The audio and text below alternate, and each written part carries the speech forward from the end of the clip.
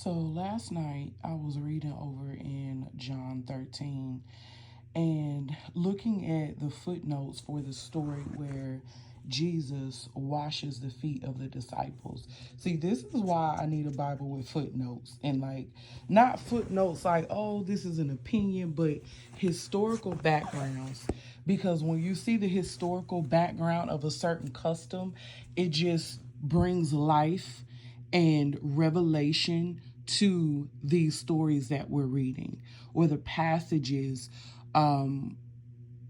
It just makes it go deeper. It just makes it feel deeper, I guess. So for the foot washing section, it said to wash the feet of others was a slave's job in New Testament times. People wore sandals and walked along the unpaved, dusty roads of Palestine. A servant would wash the guests' feet as they came into the house. Jesus himself took a towel, knelt, and washed his disciples' feet. In doing so, Jesus gave his disciples a tremendous example to follow. They too must be willing to serve, to wash the feet of others. He showed them that love meant servanthood. And it says, see Mark 10 for servanthood. Through this passage, John gave keen insight into the character and love of Jesus. So I was like, look, let me take it a librarian nerd step further. I have this, the new manners and customs of biblical, or of Bible times. All right. So I went to the section on feet. It said page 220 to 221. So just what that footnote said, it said, when a guest arriving for the meal had been greeted, a slave would remove the guest's sandals in preparation for washing his feet so that the sandals would not bring in dirt that had been picked up along the way.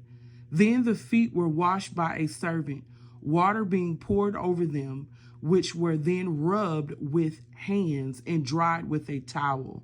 And it gives the different Bible verses where it speaks about that. It said, next, the guest's head was anointed with olive oil scented with spices. David refers to this custom in Psalm 23:5. It was another of the courtesies Simon the Pharisee neglected when Jesus arrived at Simon's house for the banquet. Oh, wow. See. That's what I'm talking about. So in Luke 7:46, again, us understanding the culture, the biblical culture of that time, when we're reading this, it's like this is showing all the more the disrespect. We would have never known that if we didn't know this custom of the washing of the feet. So let's look at Luke 7:46. Let's go on over there to Luke 7:46 to see what they're talking about. So in context, that story, I guess that's when they were complaining what she was doing. Let's go back. So it says, a sinful woman forgiven. So verse 36. So this is Luke 7:36. Then one of the Pharisees asked him to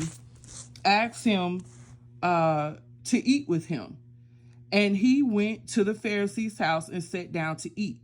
Now, mind you, we've just learned that there was a custom where they're supposed to wash the guest's feet and anoint them. So he invited him to eat, right? And that is it, okay? And he went to the Pharisee's house and sat down to eat.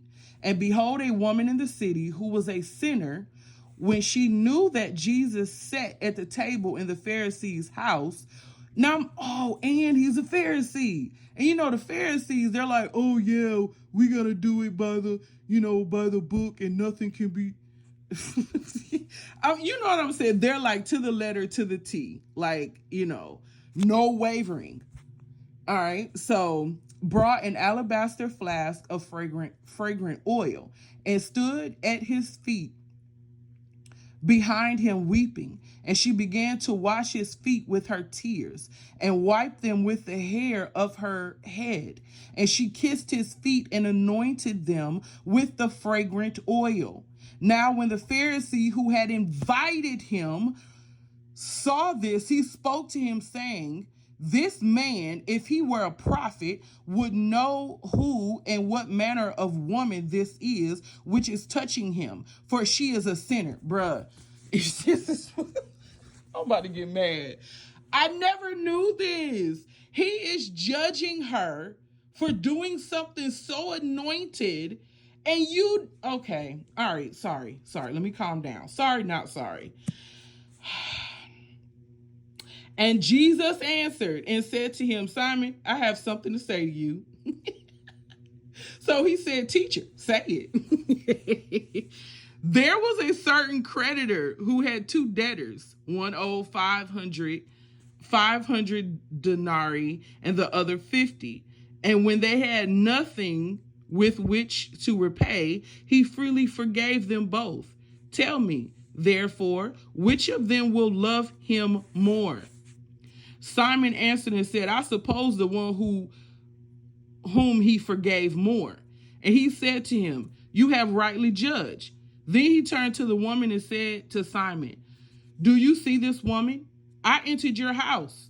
You gave me no water for my feet, but she washed my feet with her tears and wiped them with the hair of her head. You gave me no kiss, but this woman has not ceased to kiss my feet since the time I came in. You did not anoint my head with oil, but this woman has anointed my feet with fragrant oil.